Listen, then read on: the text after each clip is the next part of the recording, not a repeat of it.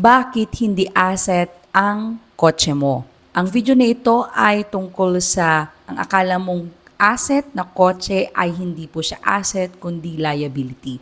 Panoorin mo ang video na ito para i-explain ko sa iyo kung bakit liability ang isang kotse o ang pagkuha ng isang kotse lalo na kung ikaw ay empleyado. By the way, ako si Joy Lee, isa po akong empleyado din na may 10 years na sa government as a teacher. Maalala ko lang dati kwento ko muna. Dati ay nung kalalabas ko lang yung sasakyan, syempre ang saya-saya, para kang center of attraction. Yung friend ko dati na sabi niya ay siya yung nag-offer na meron siyang kakilalang agent, sabi niya, patingin naman ng sasakyan mo na nailabas na eh. And then sumakay siya, syempre, sabi niya, luxury car na to. Alam mo yung pagkarinig mo na luxury car, parang there is parang boost up sa'yo na parang, wow, nakakuha na ako ng panibago kong achievement sa buhay, big ticket ba? And I consider it an asset. Nung nabubuhay pa rin naman yung lola ko, masaya din ako in this part. Positive talaga siya sa akin kasi naisakay ko siya. Kasi ang lola ko is, maliban sa parte na buhay ko na lola ko, talagang sinuportahan niya rin ako nung nag-aaral ako. So, nung nagkasakit siya, ako lang sa mga apo niya ang first time na nakapagsakay sa kanya ng kotse. Siyempre, bago pa and masaya siya sa achievement ko. And I'm happy for that. Pero, sa vlog na ito, share ko sa'yo bakit still pa rin siya liability. And then, nung bago ulit yung kotse ko, di ba, kami ay bibisita sa baryo, biglang inaabangan na pala ako ng tita ko sa labas ng sakayan sa pagbunda namin ng baryo. Tapos sabi niya, alam ko yung kulay na yun, alam ko yung kulay ng sasakyan niya, orange, ganun. Sasakay pala siya. Nung sumakay siya, parang ang saya-saya kasi sa inyong family, sa buong angkan is ikaw pa lang and you're still young and new pa yung sasakyan mo. I'm happy 2 weeks, 1 month, na ganon. Masaya talaga. Masaya kasi parang may achievement talaga. Meron bang status symbol na, I have this parang achievement na sa buhay. But the problem is, habang araw-araw na ginagamit mo, tapos na yung saya, 1 month later, and sabi ko nga, nasa government ako, tapos masaya din dahil inilalagay mo siya sa asset, even the car loan siya, di ba? Still pa rin, under pa rin siya sa asset. And then, here comes na kailangan mo magpa-maintenance, kailangan mo magbayad ng insurance, kailangan mo magpa-registration. Yun ba yung lang araw-araw na parang ang bigat na sa akin?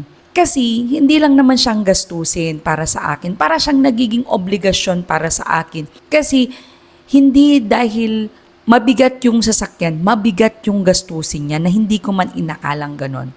Well, everybody's car na siya sa bahay namin. Hindi man sa buong angkan, pero sa bahay namin, nagiging sasakyan na siya, pang palengke, lahat. So, ibig sabihin, lahat ng gastusin manggagaling sa akin. Pati yung paggastos mo sa paggasgas nung gulong niya. Pero, well, kinuha mo yung sasakyan. That's an obligation already. So, sabi ko, sige, pero parang tumatagal is parang, gaganon ka na lang every month. Kailan kaya matatapos yung ganito? So parang paglabas mo kasi pa ng sasakyan, ang taas na ng babayaran mo sa insurance, lalo na kung bago pa lang siya sa market. So one time pa nga sabi ng nanay ko, sabi ng tita mo, sabi niya sa akin, is i-upgrade natin, ipalit, i-swap from kotse to pick up. Alam mo yung alburuto ko na parang, mas maliit na yung kotse ko ngayon. Tapos pagbibigyan mo pa ako ng malaking sasakyan, paano na yung gastusin? Ganun yung utak. Hindi na. Ganun yung utak ko talaga. Hindi na. I made a realization dito, na we cannot call an asset ang isang bagay. Anchor ko lang to, Anchor, ibig sabihin, inaangkla ko lang yung kotse sa pag-i-explain ko sa inyo ng asset at saka liability. This is my realization all throughout of using this sasakyan. Mapakash man yan o hindi installment, I'm pertaining is your obligation monthly, obligation mo araw-araw, and your obligation yearly. Na cash man o hindi, amortization man yan hindi, basta may obligasyon ka every day.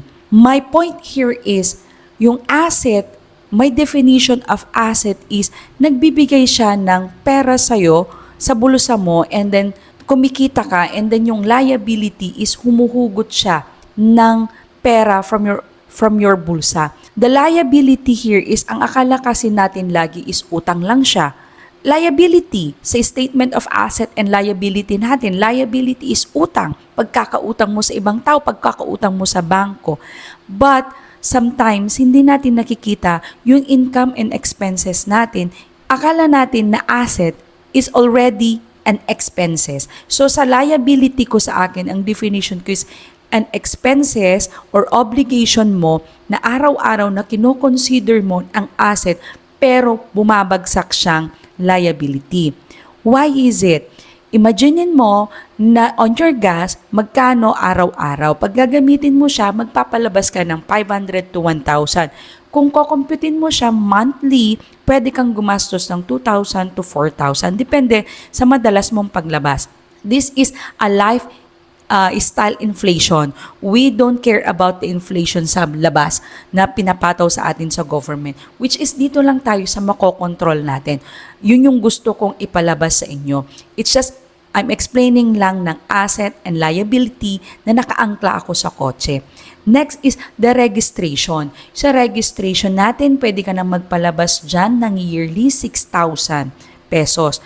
Which is, meron ba tayong insurance? Mas bago nga sa market, mas mahal. Nagde-depreciate siya every year naman. Pero, meron ka pa rin siyang babudgetan.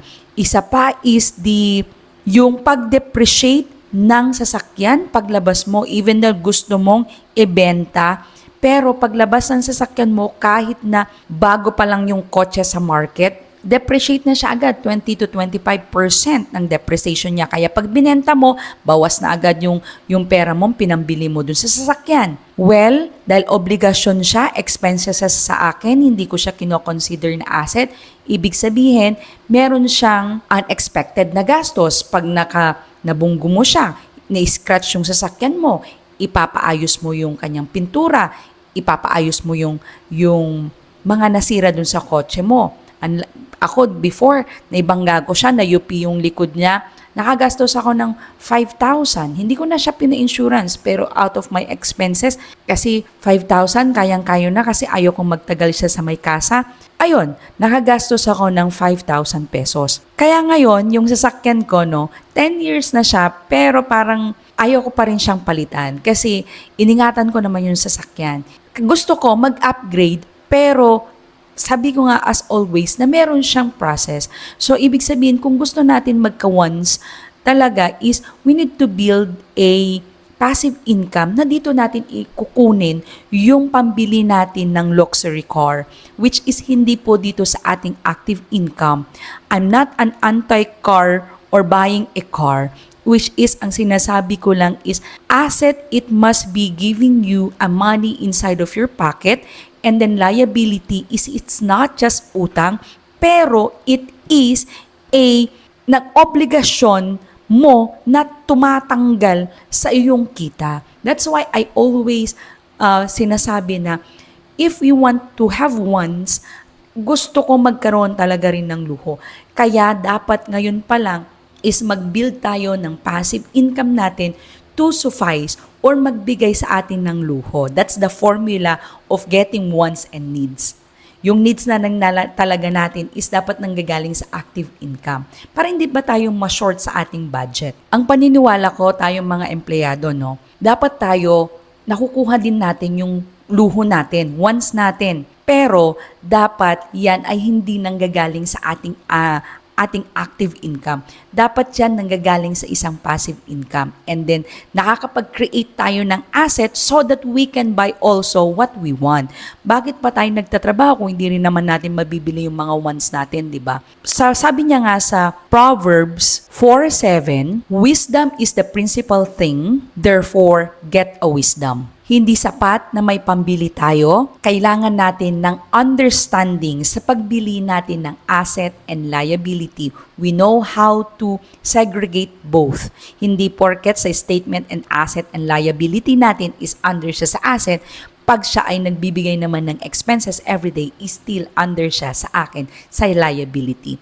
So, we get wisdom so that we can have understanding sa mga bagay-bagay na ginagastusan natin o binibili natin as an asset. So, yun lang po. Sana may naintindihan kayo sa vlog na ito. Please naman, kung meron kayong mga experiences about sa asset and liability or pagbili ng kotse, please comment down below. And please, don't forget to like and subscribe, and see you po on my next vlog.